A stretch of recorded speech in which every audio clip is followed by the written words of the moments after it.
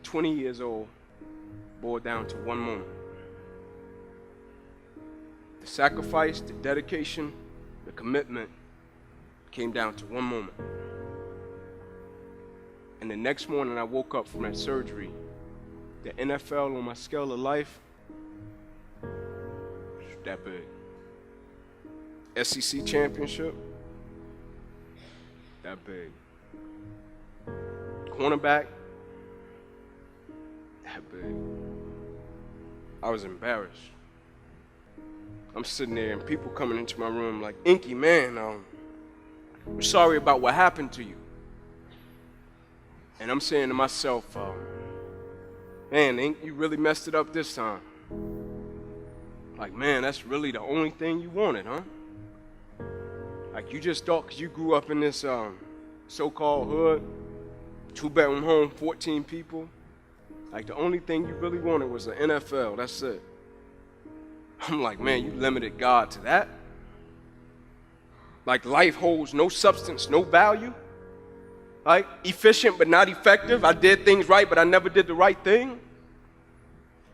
And now the thing I placed my identity in, now it was gone. That's why I laugh at people when they say, man, if I could just get this, I'll be.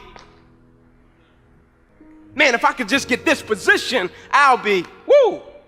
Man, if I could just get this amount of money, I'll be. I'm like, woo. But what happens even if you get it or you don't get it? What happens when God says yes and no? Like, do you have the ability to accept what you don't understand? Can you still see God's plan when it didn't go the way that you thought it would go? Can you handle when things get off course? I'm sitting there and I'm thinking, like, man, I'm 8 games away and God is redirecting me. And I'm like, God, just let me get to the NFL, then redirect me. Like, let me get the contract, then redirect me so I can help my family. And God's like, no, son, I need you to really go that way. And I'm like, you sure? Like, man, I need to go this way. He's like, no, I need you to go this way. I got something greater for you. Now, it might take a little longer to manifest, but I got something even sweeter. Like, I got something more fulfilling. I got something more rewarding. I got something, son, that's going to carry you for the rest of your life. Like, it's an amazing thing. I knew this was what I was supposed to be doing when one day I'm backstage and I got the same feeling that I got when I used to be in the tunnel before I was running out of Neyland Stadium. And I said, thank you, God. And so now I live my life a certain type of way according to what God has done.